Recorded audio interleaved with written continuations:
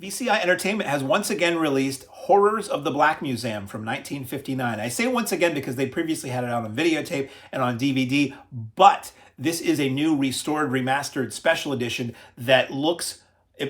toss your old copies. I'm just going to say that. I literally did have an old copy. Oh, it's right here. I'll show you. It's right here. I had this on DVD. So the new version is this, which I love. Replicates the old AIP poster art. And the old version that you may have or may not have looked like this, which was really cool. And it was a release of Horrors of the Black Museum and The Headless Ghost, which was the original co-feature for this film. But that version, I popped it in to look at it, and there's a reason why that version is on a shelf back there, and this version is on a different shelf. The new version looks beautiful. It looks gorgeous. The old version was widescreen. It looked okay, but the colors were not that great, and the contrast wasn't that great. This new version is gorgeous. It looks beautiful. It's this clean view of 1959 London. Some of it on the studio, some of it on the street in the studio, and it's one of those things where you get these really beautifully remastered versions of these old horror movies. I'm not going to say horrible, horrifying films with garish, gross gore and insanity, and you see them looking dingy, and it's like, oh, it's because of these old disreputable films. They were cheap.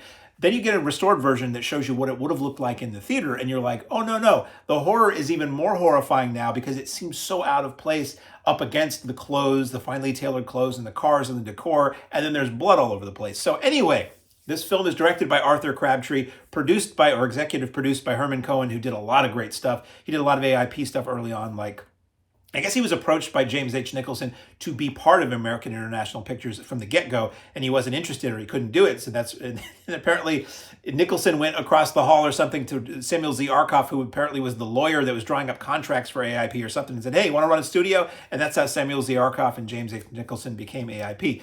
So this... Herman Cohen did films like I Was a Teenage Frankenstein, I Was a Teenage Werewolf, How to Make a Monster, a lot of really well-known classic drive-in horror movies, and this is one of the films he had a hand in. So, shot in England, stars Michael Gough, Gough. Most people now would know him as Alfred the Butler from the Tim Burton Batman movies. Here he plays a maniac. Not to give anything away, but he's a maniac in this film.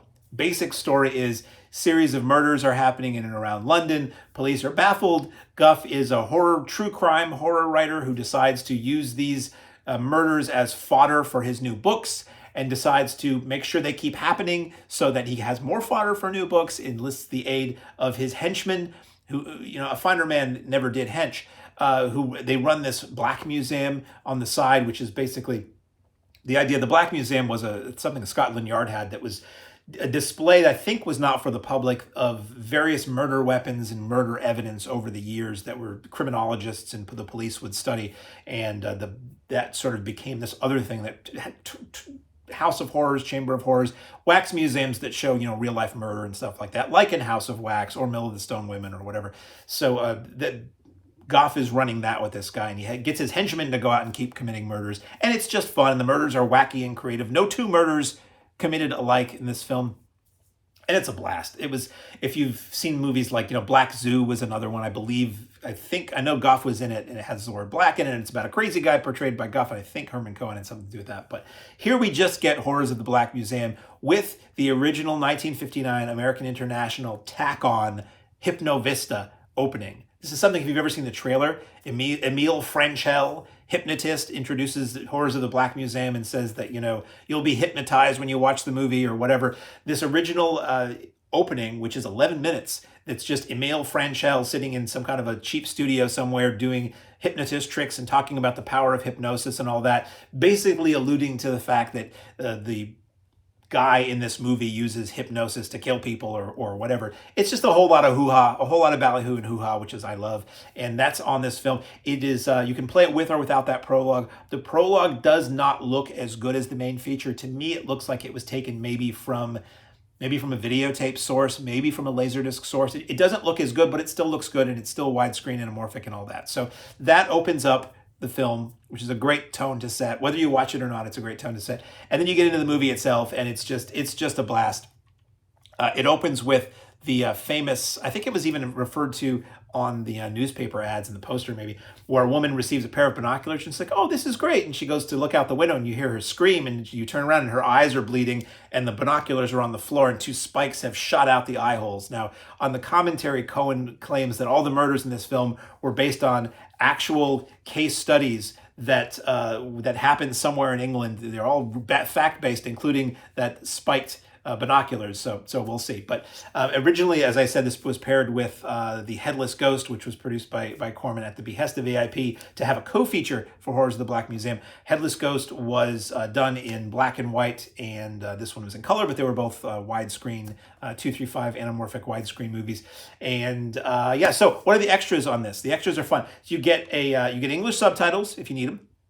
Films in English, but English subtitles for the deaf and hard of hearing, or people who want like, well, I can't understand this British stuff. Put the subtitles on. Or if you want to, like, I don't know, listen to In-A-Gadda-Da-Vida over and over again while you watch the film, you can do that. So there is a commentary by Herman Cohen. This was produced for the Roan Group Laserdisc. Remember the Roan Group? They were one of those first companies, along with Criterion, that were putting out like really deluxe, cool laserdiscs. They put out some of the Argento films on the first time widescreen in America were on those laserdiscs, and they would do extras. They would do audio commentaries. They were like the cult version of Criterion before some other companies really started getting in on it widely, and then took that practice over to DVD and Blu-ray. So the commentary with Cohen is from 1994 from the Roan Group Laserdisc. So he will refer to Michael Gough as being in those recent Batman movies and things like that. But Cohen, for a guy who you presume would be a very old man in this commentary, seems very young and very spry. I did the math. I think he was probably in his 60s at the time, has great recall. The only downside, and it sounds great, the only downside is that there are these incredibly long stretches where he's not talking. And that's, like, to me, the worst thing on the commentary, because it's like, if I wanted to hear the movie audio, I would just watch the movie. So it's unfortunate that there was nothing at the time done to have a moderator to have him tell more stories or have somebody else come on or anything like that. So I did find myself fast forwarding a little here and there to try to get to the next time he was talking. But what is there is fantastic old tales of ballyhoo and hucksterism and exploitation filmmaking.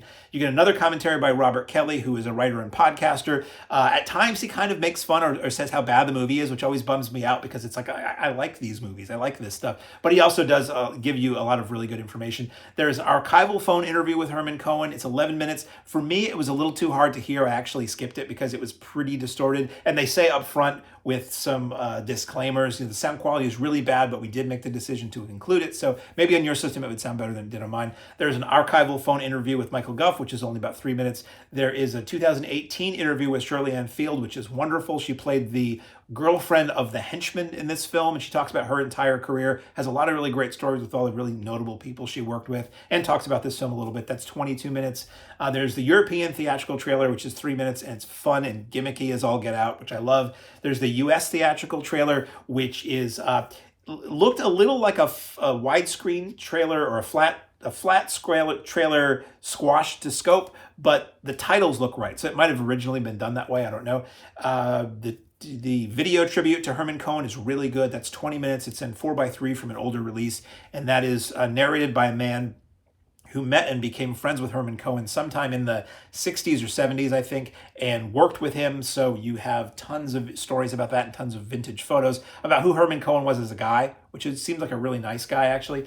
And then you have a photo gallery from the film, which is really fun, and that's 4 minutes. So this is a great release. I really like this. Oh, also, let me show you the packaging. I kind of did earlier. So you got a cool cover that replicates the original ad art. You got a decent back of there with some stills and rundown of what's on this thing.